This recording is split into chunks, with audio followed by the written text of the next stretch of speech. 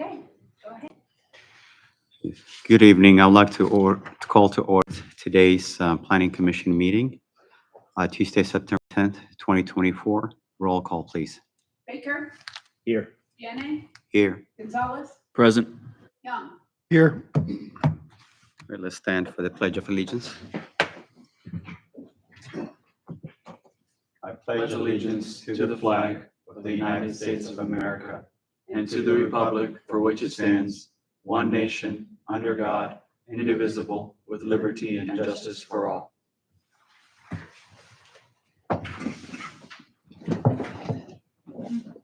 Okay, citizens' time. Are there any citizens wishing to address the Planning Commission today? All right, since there are none, I'll close the citizens' time. Next thing on the agenda is minute approval for our meeting from August 13, 2024. Do I have a motion to approve the meeting minutes? I'd like to make the motion to approve the minutes. Do I have a second? Second. All in favor, say aye. Aye.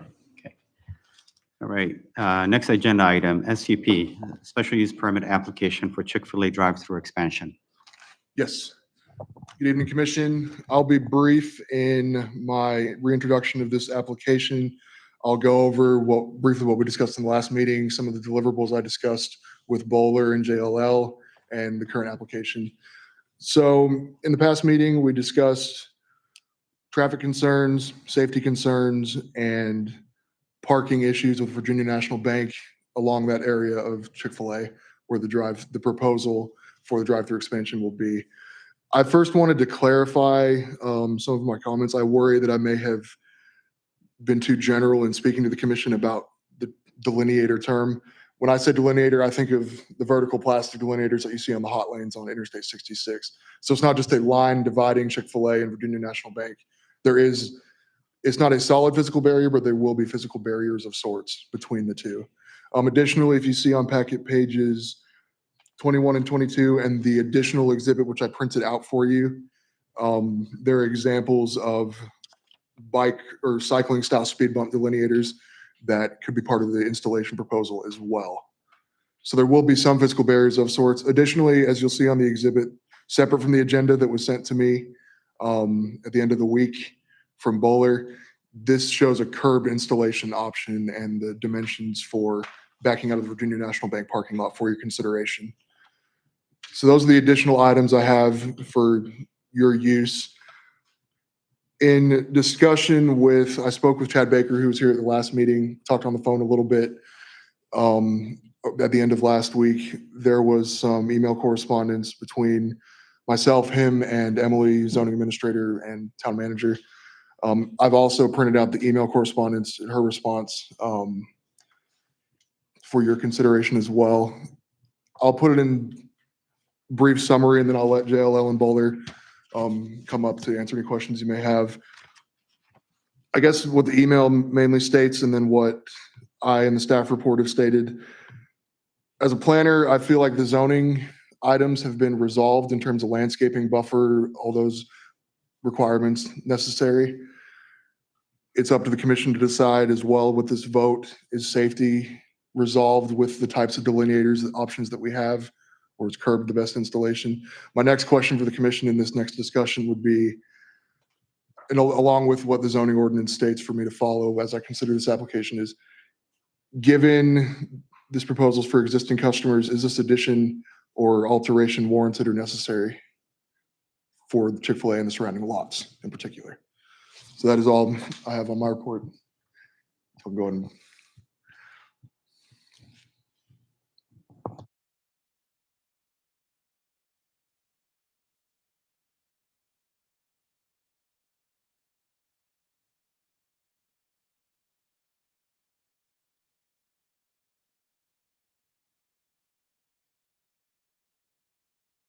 Have any questions for the representatives of the applicant?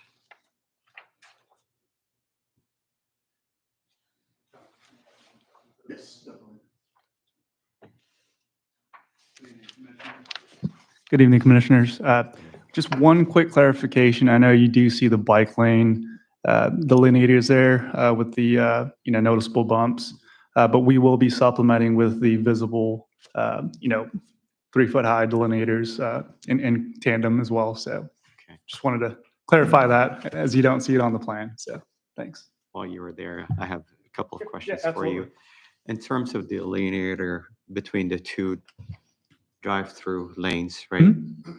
Is it just going to be some sort of a marking on the road, or is there actually a physical barrier separating the two?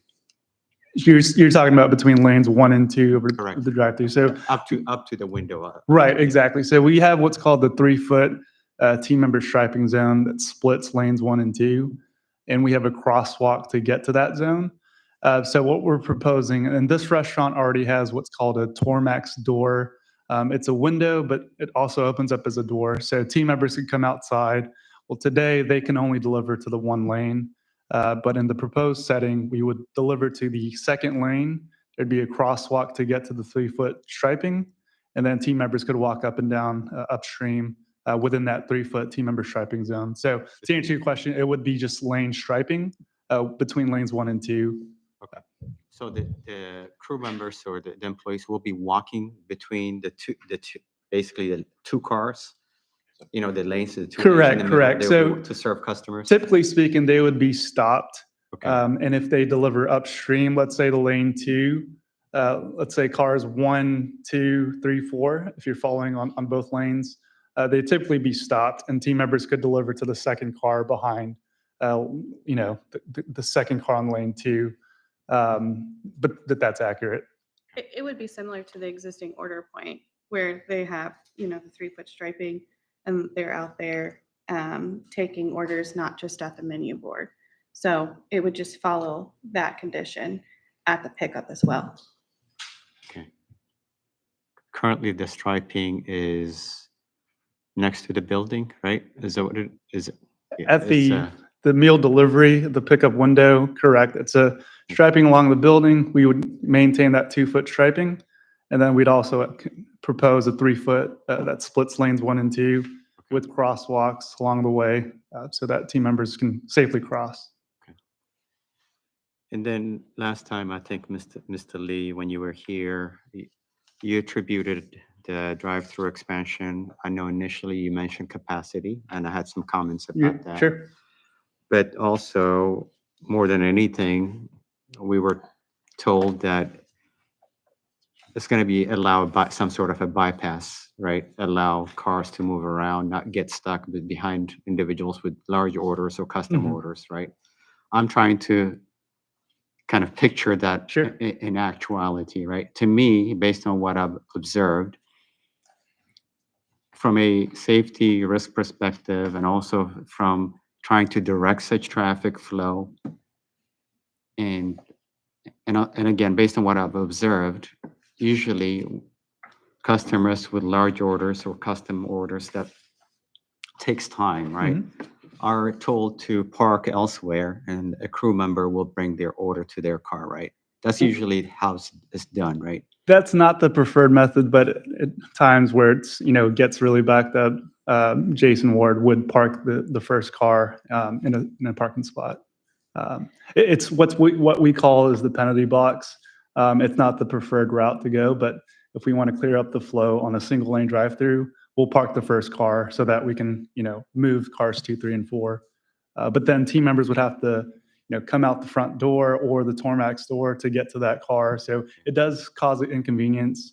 And what I will add on the 2nd lane, if we do propose that, versus the 1st lane. So in today's setting, the 1st lane, if you have the car waiting for their food, and let's say we don't park them, and then we deliver upstream to cars 2, 3, and 4, then what you can see is once car 1 gets their food, you'll have 4 cars leaving all at once, which, in turn could, I would say the having cars go one after the other, it doesn't, release a full flow, if that makes sense, versus, what we see today. So.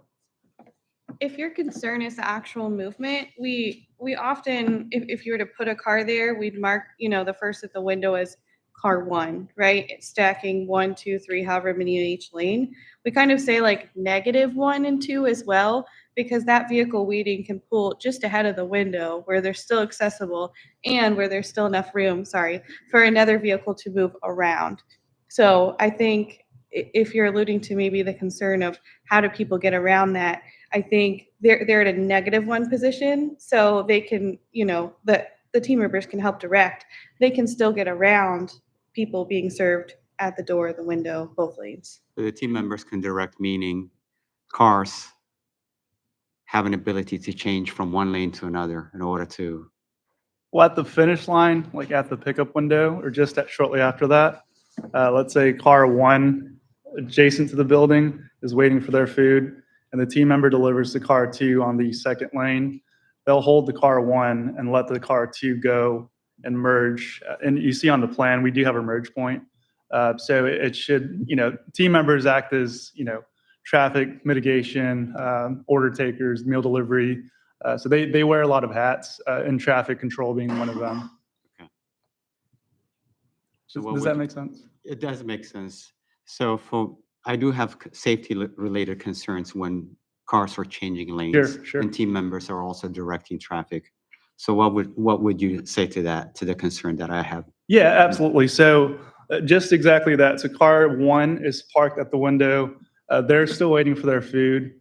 And a runner, a team member that runs out to deliver upstream, if they deliver to the second lane, they'll tell car 2 to pull forward or go ahead and go, where car 1 is still waiting for their food. Now, if they get both delivered at the same time, the team members, they talk to each other and direct car 1 or the other car to pull forward. It's just like when you're taking the orders as Yeah. well. They'll tell you to pull forward, in front of this Ford or XYZ. It's the same concept as the order point taken, because we do have 2 lanes there at a merge point. Same thing here. It's the same concept. It's just moving the merge point. So understanding your concern for sure, but the way they're navigating the order point, merging to a pickup, is the same way they'll be navigating the pickup, merging to the actual drive-through exit. They'll do the same sort of direction. Like if you're in the drive-through, I imagine they'll say, follow the red vehicle in this lane, and that's where you know to follow, because that's how they know how the vehicles are stacked. Okay. Just a similar traffic maneuver. One last question. Based on what I read, it sounds like eventually one of the drive-throughs is going to be dedicated to mobile order pickup.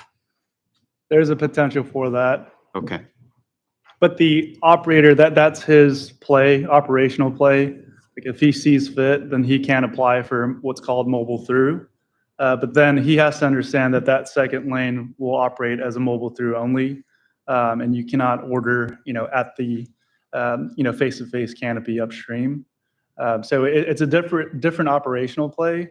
But at the same time, if customers adapt to using mobile through or mobile technology off-site and come pick up their orders on-site, then it can prove very effective on keeping that second lane free and flow.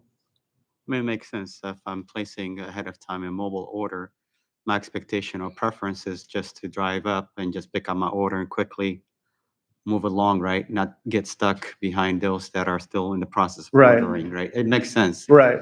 And to that point, you will have what's called a check-in point at the, where you order today, on the mobile through side. They'll check you in, and you'll still have the same merge with the team members telling you to pull forward in front of gray car ahead of you.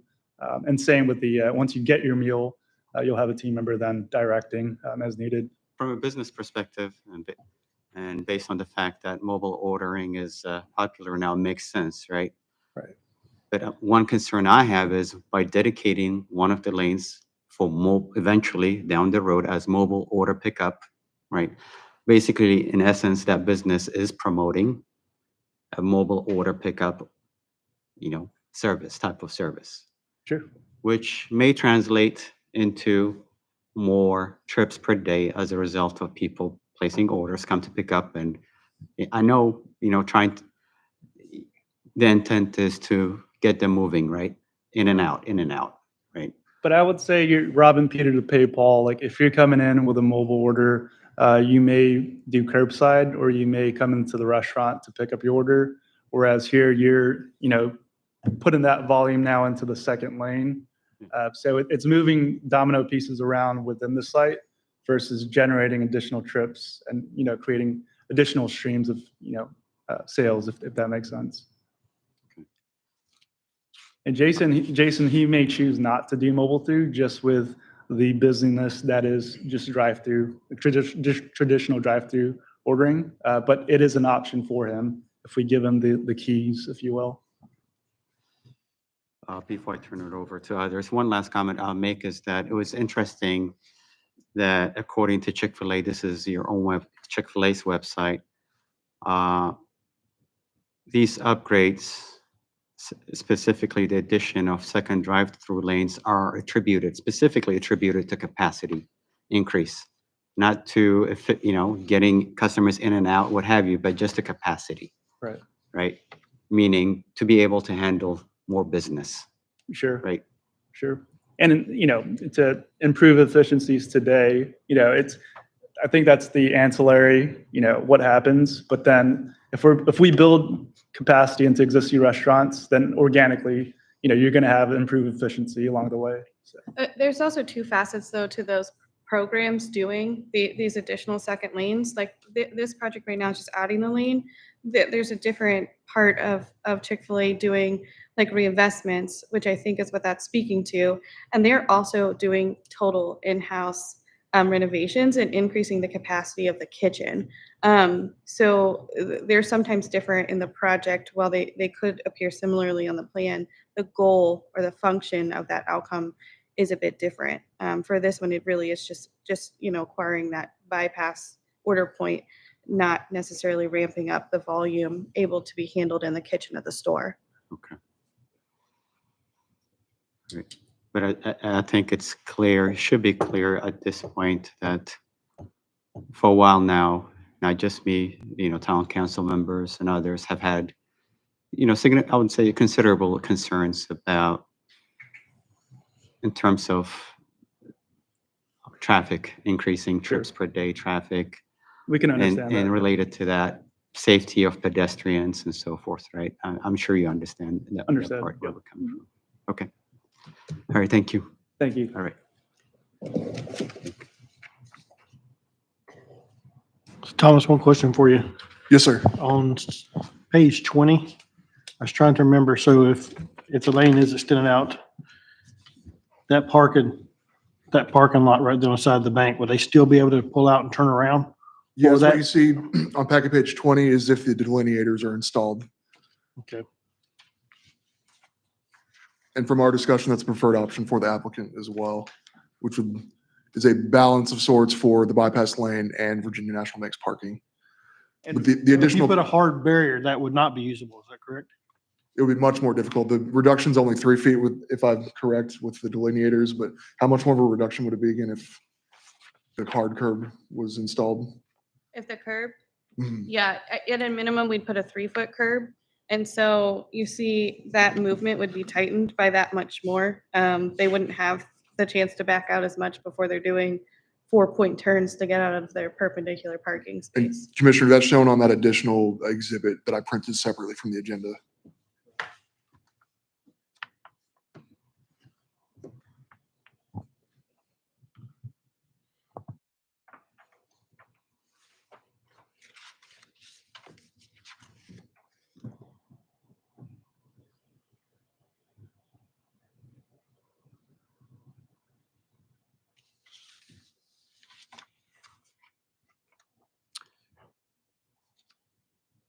Thomas, I believe staff still recommending denying the SCP, if I'm not mistaken, right? And based on the email correspondence that you shared with us. Mhm. And I think if I can read out loud what you have in here, it says the proposed drive-through may have the following negative effects on the site and the surrounding area.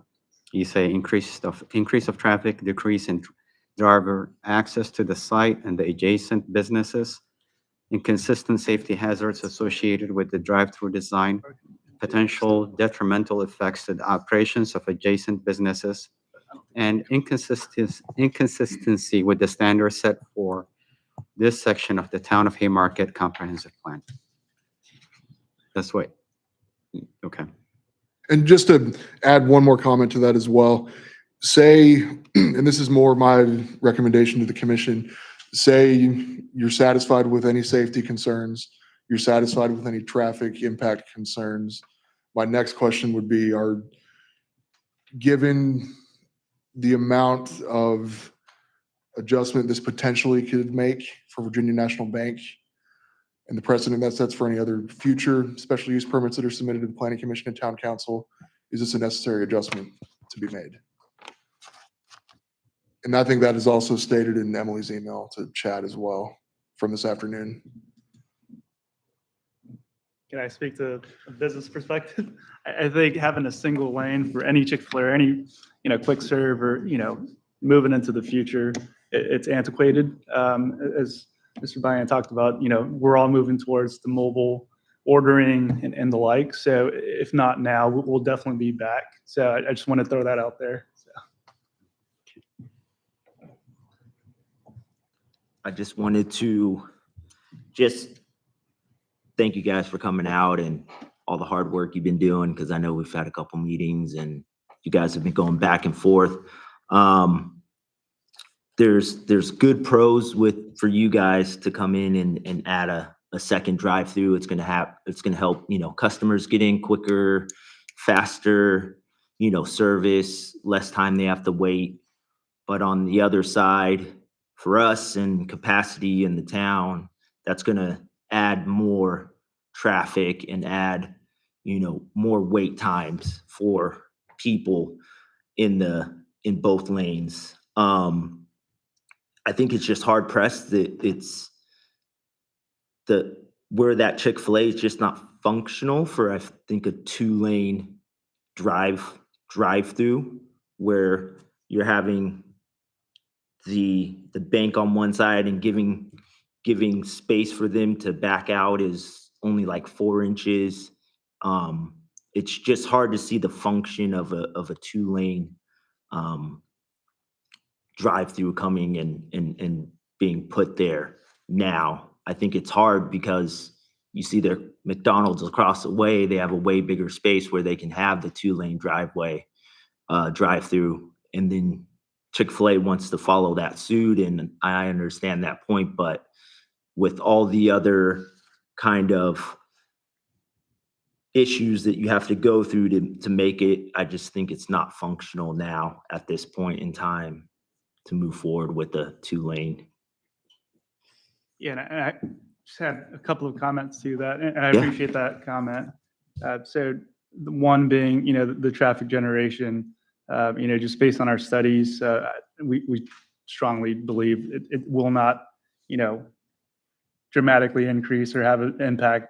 And 2, for the single lane drive-through, again, if you look, at any lunchtime, you may see it may not be the case for Haymarket all the time, but you do typically see what's called a bottleneck at the OMD pickup, which then spills over into your drive aisles and then, potentially into your main intersections. Whereas when we add capacity and build capacity into the restaurant, that should free up, having that volume come into the queue versus having it, queued within our internal parking. So I'll leave it with that. And then on the McDonald's side, I'm sure they benefit with the dual lane. And like you said, we don't have the space. We're getting creative with the lease amendment, working with Don's team. And, we strongly believe that making this a one-way access north for the bank and not sending cars down south to merge with our Chick-fil-A guests exiting, I think that's a big win for everybody. And, Don and Igor's team, they agree. So that's just I understand we have different opinions, but, that's just from my perspective. I'm trying to be as unbiased as possible.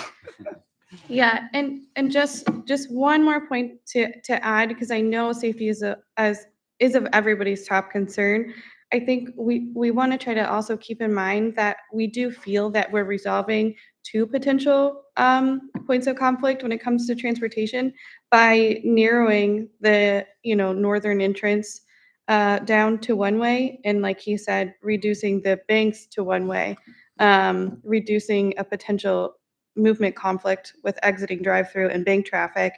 And then the same to the north, kind of reducing the chance of that drive-through traffic spilling into a shared drive aisle. It would be contained within the Chick-fil-A site. So just a couple, while I do understand your concerns, a couple positives I think the application does have to offer.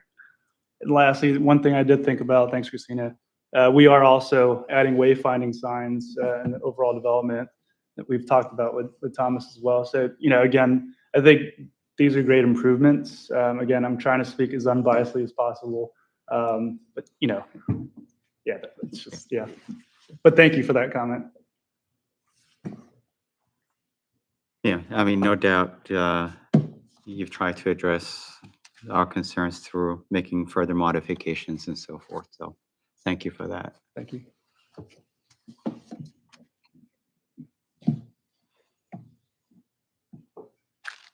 Do you have anything? I suppose so. Yes, as you've spoken, I mean, there are a lot of positives, of course, to the SP application. So the wayfinding sign for the site, efficiency of flow, and its effects to the other businesses. I mean, it's not against the intent, I think, of how those are looking there. But as we've discussed to date, it's still kind of goes back to that induced demand potential concern, which is very difficult to measure, of course. At this time right now, the trips that are coming in there, some are parking to dine in, some are going to the drive-through, as it is right now today. If you make a change to make it perhaps more convenient for the drive-through, that it's same number of trips, but perhaps the demand could shift such that not everyone is necessarily coming to the dining, may be more inclined to go through the drive-through. And that's, again, as a bypass line, those two pieces. And then perhaps in the operator's thought, if you make that a mobile order, you may be also, again, kind of shifting kind of the demand. Maybe it balances back out to closer to how it is today, all those aspects. But the fact of the matter, unfortunately, would still be that with induced demand, it still comes back, can back up and affect the entrance, right? And I've noted more recently lately that, at the entrance there, sometimes there's been conflict, right? Of people coming in quickly or almost running the stop to exit there. And if there's more kind of a drive-through aspect, that can become tougher. And that's one point. And then the other point is into the buffer. And I do respect, of course, what the staff is saying here about the landscape has been shifted and modified and adjusted. But I still, in consideration of the zoning ordinance that, to have some sort of, I appreciate these linears and these changes. I think it is a step in the right direction, but that concern of the landscape buffer at this time makes it difficult for these two issues. But like I said, I think there are a lot of positives to it. It's just those other two issues just keep being with me in the induced demand vehicular concern and then the buffer aspect. But I do appreciate all the efforts put forward here, perhaps for future considerations. Mr. Gonzalez, may I thank you for that comment as well. May I ask on your first comment, when you did experience those backups in existing conditions or, cars flying in, could you kind of speak to, like, was that at lunchtime or, how did the drive-through look at that time? Was it backing up? So, well, the one example where I was on the sidewalk and the cars were, one of the drivers came in without not even really looking and it sped right through, didn't even look. It was a Saturday afternoon, so I don't believe the drive-through was that bad or that crazy at that time, but they still came in quickly. And then other times in the morning, if those of us who have to go to I-66 get into that right turn lane, I mean, a car almost ran the stop sign exiting.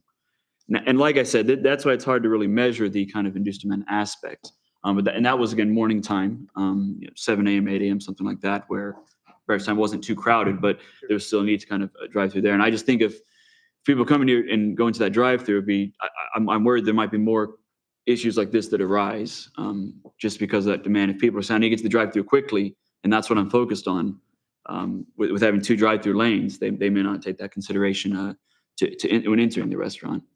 Yeah, thanks for expanding on that. And I deeply apologize for you almost getting hit, and that's never a good thing. Just one thing I will say, separate from our proposed project, like you had mentioned, it's a problem today, or it could happen. But at the same time, at McDonald's across the street or any intersection really, when you do have a crosswalk on a busy thoroughfare like Washington Street, I would say at that time, or I guess study point, you're going to have that issue with cars flying in and not obeying traffic signs. Unfortunately, we can't have our guests trained up on traffic as much as we want to.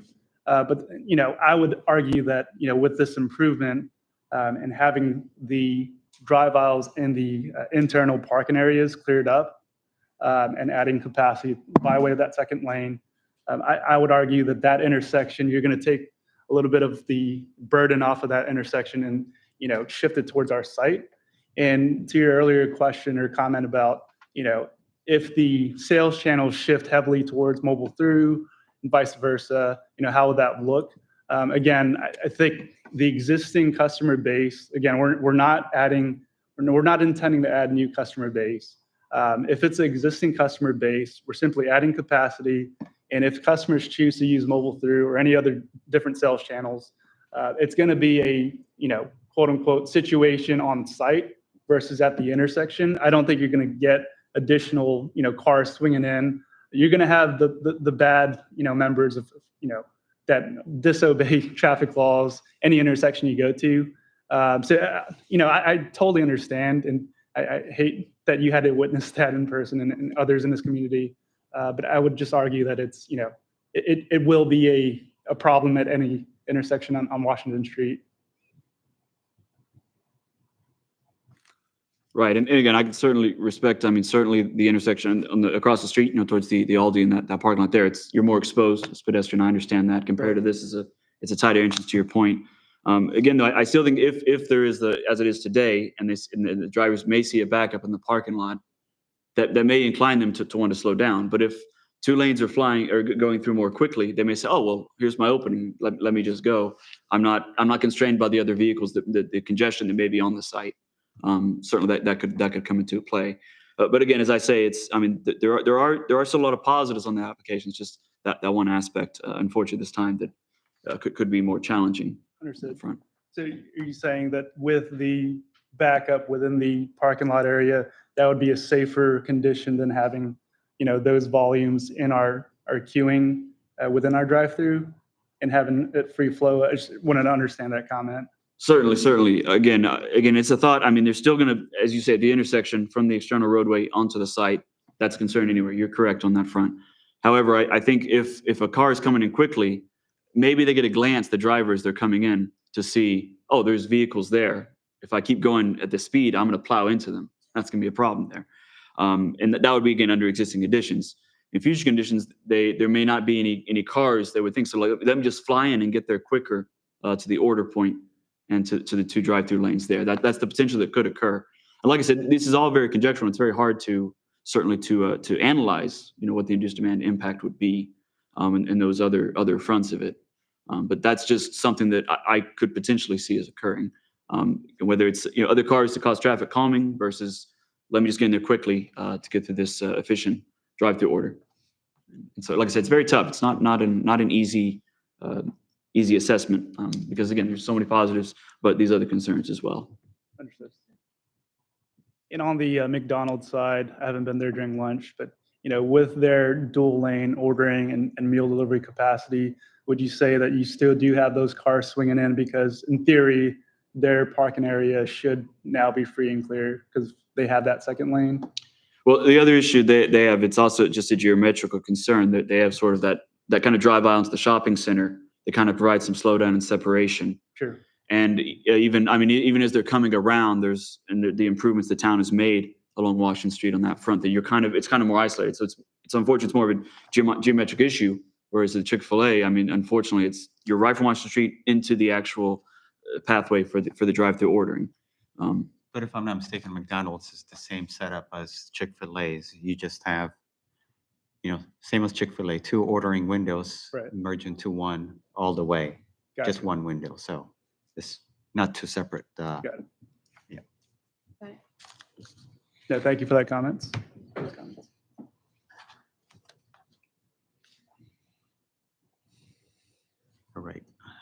I am ready to make a motion unless you guys okay with that? Chairman, I do have draft motion for you both. One, Okay. just so it's not, you don't have to write it down too quick. I have, Oh, you have one as well? Yes. Okay, apologies. all right, I move the planning commission deny special use permit number 224-001. Sorry, Can I permit number 2024-001. have you add one word to that? Recommend denial rather than Recommend. deny. Recommend denial, okay. As it ultimately it's council's decision. I see, okay. All right. I move the planning commission recommend denial of special use permit number 2024-001 for the following reason. The proposed drive-through expansion will have the following negative effects on the site and surrounding area. Will result in increase of vehicular traffic or trips per day as a result of increasing the capacity and the eventual dedication of one of the drive-through lanes for mobile order pickup. Increase in potential safety hazards to pedestrians and employees as a result of drive-through design and increase in vehicular traffic. Decrease in driver access to the site and adjacent businesses, and negative effects to the operation of adjacent businesses. There's a motion. Is there a second on the motion?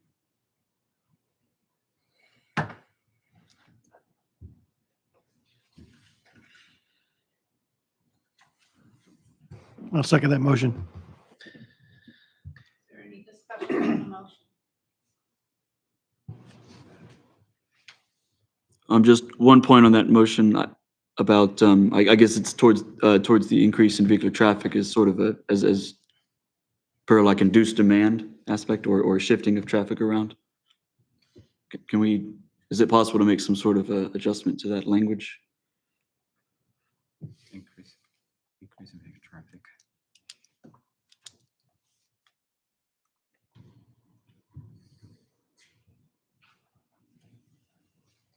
I mean, I said, basically read out as a result of increasing the capacity, right?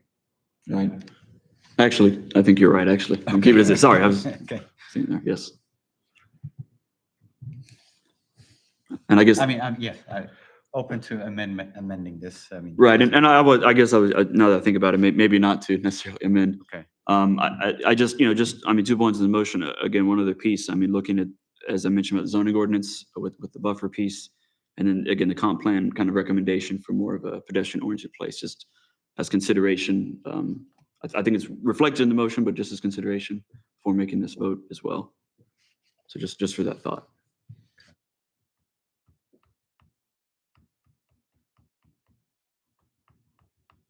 Okay, since there's no further discussion on the motion, a motion is going to be to deny,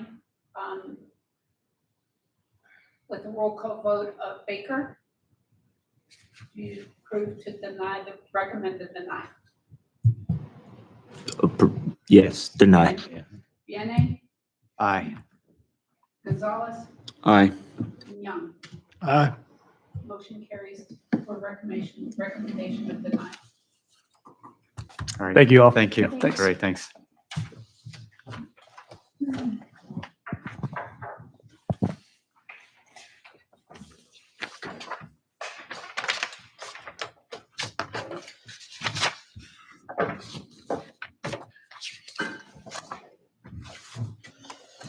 All right, next agenda item, old business.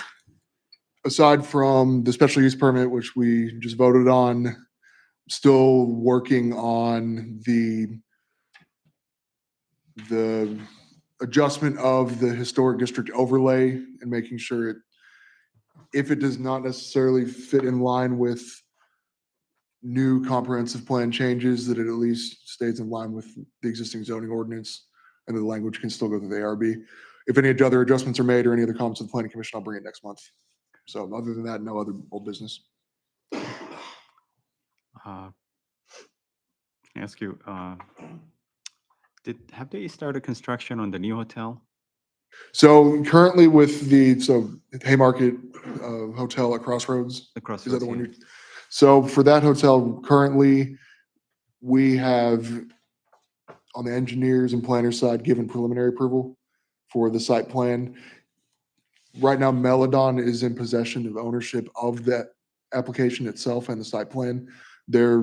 Once they get that preliminary approval and a signed copy of it, which we're working on, they will then try to find a bid for, or hotel company to bid for it and take over that application. So currently it's still sitting in preliminary, moving into final stages. So we're still looking a few months in advance of any sort of final site plan being brought before the planning commission. Yeah, maybe I'm mistaken, but I thought I noticed some sort of a elevator shaft looking thing on there. That's what I. Oh, that's for Kitty Academy. Okay. So yeah, Okay. so yes, sir. So construction has continued.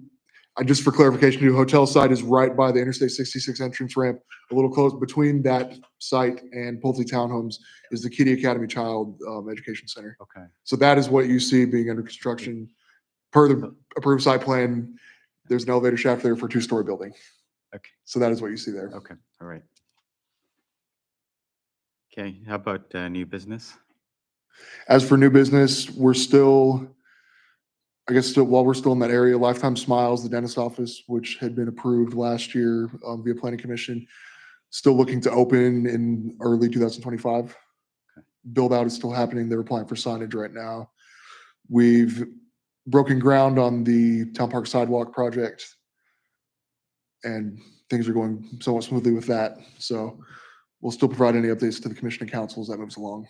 Okay. So yes, and we also received, as of on Friday, a familiar face brought the site plan to us, but we received preliminary submission for Carter School by Robinson Village.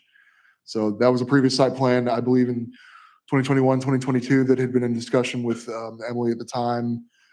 They pulled back just to reconsider options, and now they're submitting again. So currently, the engineer and I are now in preliminary review of that plan. I forgot to ask you, going back to old business. Yes.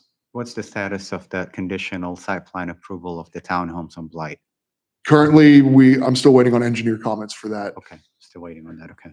Conditions will still be upheld for that site plan. Do we have comments back from the outside agencies already, or? Yes, right now, outside agencies have mostly given approval for that. Right now, it's just in terms of meeting the zoning ordinance, clarifying some of the items that were unresolved on the site plan that we discussed earlier. Including county?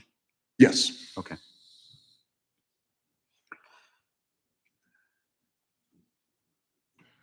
Right. ARB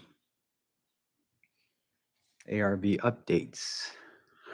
Were you present for last month's meeting? I cannot remember. Okay, I can represent that. Yeah, I for was now. not present. So for ARB updates, we mostly just went over guidelines revisions. Ben Barbin, one of the board members, he's been helping me and coordinating with me on tweaking some of the outlining and the structure of the guidelines just so we can make it as concise as possible. Okay. The goal is to, if the historic overlay ends up not being part of that guidelines revision, that we can still move forward with that given the existing zoning ordinance. So that's where we're at with those guidelines right now and the ARB updates. All right. I should have come prepared. I completely forgot for town council updates. Kim, can you assist? Oh, my gosh. I know.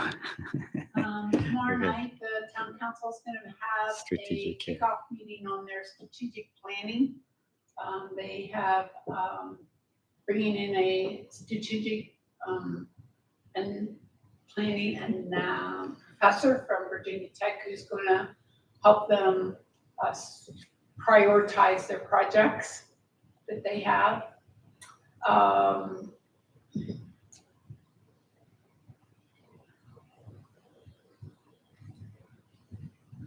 They have been reviewing a draft, the draft ordinance on outdoor events. Could possibly make some edits to the events to bring it up to what we are working on to help include some more public safety into the ordinance. They also, oh gosh, Yeah. I'm looking at the agenda here. There were some discussions around town center project RFP and funding by Council Member Schneider. and also as well as the Park House demolition. Councilmember Gallagher has brought forth a draft of the town's communication plan. And I believe the demolition of the Park House, we have already, there was an RFP, and I think only we have one bidder, if I'm not, that is just one bidder, right?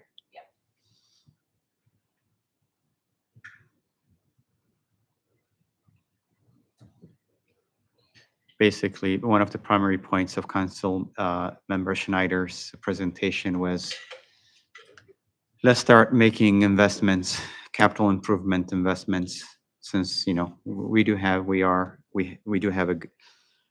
very good, healthy pocketbook, so to speak, in terms of cash on hand to dedicate to capital improvements. So he was trying to make the point, right? Instead of waiting and waiting to tackle these capital improvements that we've been trying to tackle, let's, you know, move on those things sooner than later. That's the point that he was making, one of the points that he was making, which I agree with. And again, as I indicated previously, at least in the past, we had prioritized three things. Number one priority was to do whatever's outstanding at the town park site. Second item was to find a public parking option. And then the third was the town center improvements to this, basically to this area. The site plan, I believe, went through the approval process, and I think there was some cost incurred for engineering and all that stuff. Yes, yes, yeah. But it is, you know, I think overall project-wise, it is kind of pricey. I think at least $3 million or, you know, plus. So, and we just need to work on continuing to refine these things and start working, to his point, start, you know, making it happen, basically. All right, I think that's all the updates that we have. Thank you, Kim. All right, any other discussion points, any questions? Ready to adjourn? Okay, do I have a motion to adjourn? I motion to adjourn. I have a second. I'll second. Okay, all in favor, say aye. Aye. All right.